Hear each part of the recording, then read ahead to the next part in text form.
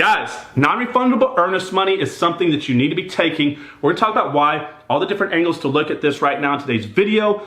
It's important to protect yourself and the seller of the house. We'll talk about case studies throughout this video on why, and I'll share examples of my career. Now, when you start out in the business, you don't know what you don't know. So you can either go out there and fail forward through what we call street justice, which is very, very expensive and very, very painful and very, very stressful, or you can learn through wisdom, like watching a free video like this. Now, I give out for free what a lot of people charge a lot of money for. So when I started my business, guys, I knew I needed to learn from someone.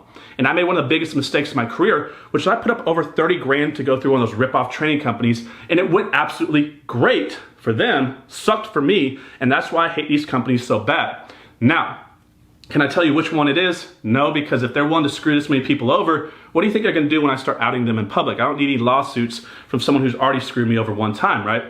But what do you think? Should I tell you what state they're from at least? I don't know. I probably shouldn't do that.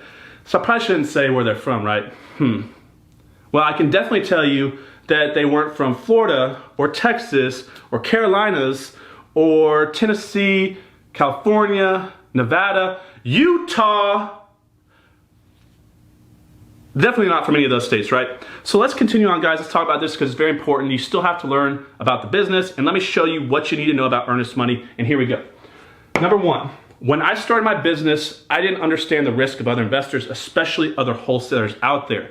Because this company didn't teach me anything, really protecting me, I was scared to take a non-refundable earnest money deposit and ask somebody to say, hey, will you put up $5,000 that's non-refundable if you don't close? I get to keep that money. I thought that was gonna run away all the different buyers out there because I didn't understand well enough that if they don't have the ability to put up 5 grand, they really don't have the ability to buy a house for hundreds of thousands of dollars. So guys, don't think that this is gonna be some type of burden for them, especially if they buy from wholesalers already. They're used to putting up non-refundable earnest money. What you're doing is you're weeding out all the people that are gonna waste your time and cause you a massive headache. So what I did was I started marketing these properties for sale with no non-refundable earnest money up because I was worried that they were basically gonna run away when they saw that. And I didn't wanna eliminate the few buyers that I had on my list. And so the few buyers that did call me were other wholesalers, right? And they contact me and they lie to me and say, I wanna buy your house. Because let's say I was marketing it for $100,000. And these other wholesalers out there were struggling with their business. They couldn't find leads. They ran out of their marketing budget, but they built a buyer's list. They'd contact me and say, I'll buy the house for $100 from you because they thought they could mark it up $3,000, $5,000 and sell it to their buyer's list with no marketing budget and no risk, right? Because I'm not making them put up any earnest money. So they would tie up my contract or tie up my house and I would think the house was sold. I'd be out there celebrating, popping champagne bottles, making it rain, right? Celebrating, thinking, oh man, my life's about to change.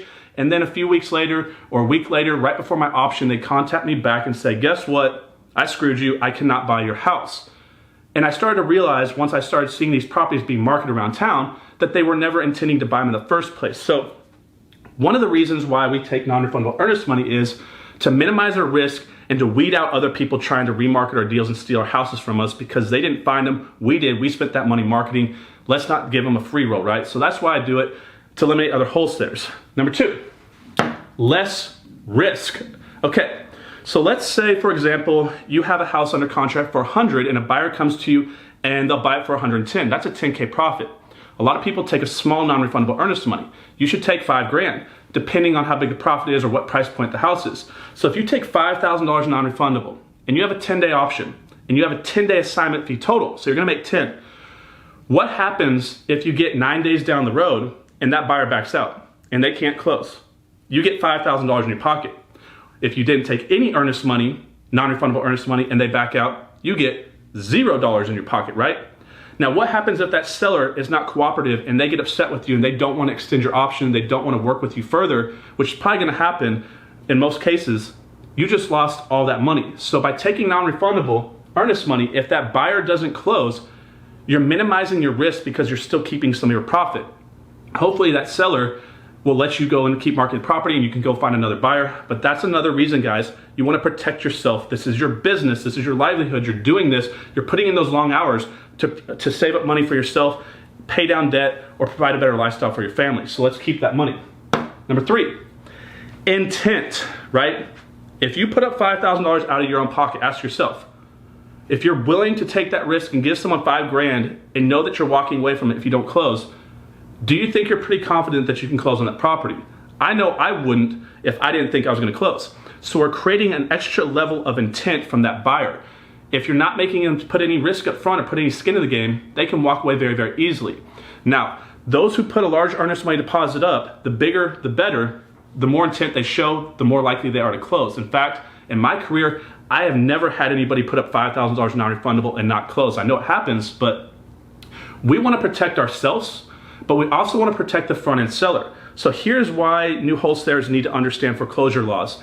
If you do not understand foreclosure laws and how to stop a foreclosure, guys, you do not have this, you're not in a position that you should be marketing to the foreclosure list and working with people in foreclosure. So let's say you have a house under contract and you have a buyer that you didn't take non-refundable earnest money from, or say that you did, regardless, and it's getting up close to foreclosure sale, and that buyer backs out, and you cannot stop that foreclosure and you don't understand how to do this, you could destroy these people's life. They could end up going through foreclosure and they trusted you. What if all the equity in that house was all they had to their name and they're gonna have a foreclosure on their records? So it's your obligation and your duty as an investor to study this and understand what you're doing, because we are not playing a game here. We are working with real families and real futures for these families, and we wanna do the best we can. We're trying to run a business, but also help the community. So understand your foreclosure laws, because you don't wanna have someone back out and not be able to handle that situation.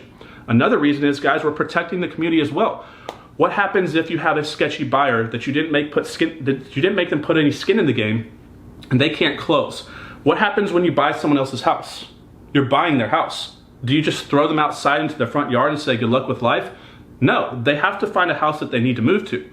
And usually the reason why they're selling this house quick for cash is because they're trying to take the equity out of the house that you're buying from them to put it towards a down payment or use that towards the future house that they're buying.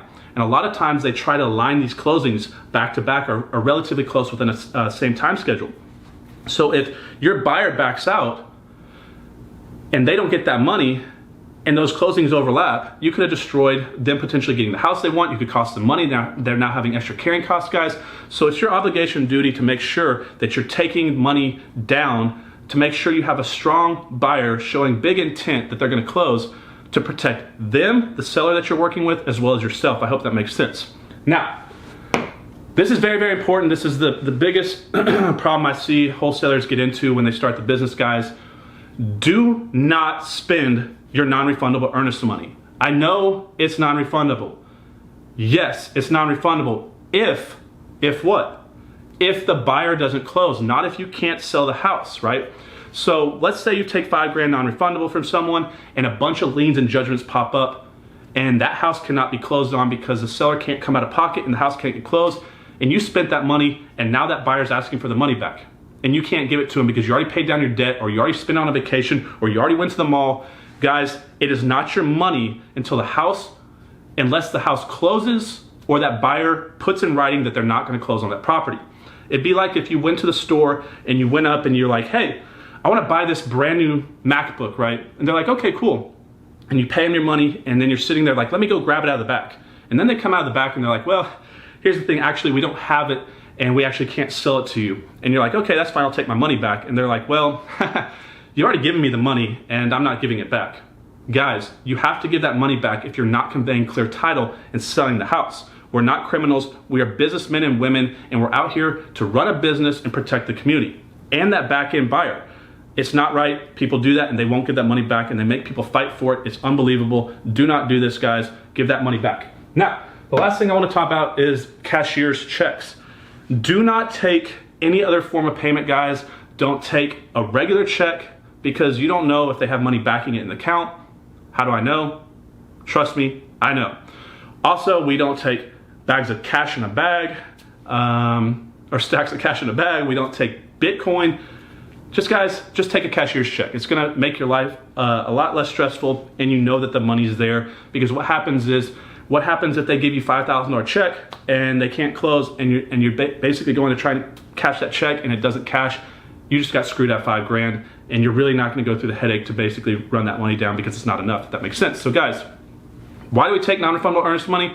To protect ourselves from other investors that are not gonna close on the property, to make sure the investor is going to put money down on the property, making them more likely that they're gonna close on the house, And also, guys, if they do not close on the house, we get to keep some of our profit in case we can't continue on with that deal. Take a cashier's check. Be smart, guys. I hope you liked today's video. Let me know if I can do anything to help you guys. I really do care about you. That's why I give out these videos for free, because I'm tired of seeing these companies screw people all across the country and having people come to me crying saying they ruined their life like they almost did mine. But I said almost. Don't let that happen to you either. If it happened, move forward. Use that as motivation to grow your business, guys. You can do this. I promise you, I'm going to help you on this channel going forward over the next coming years.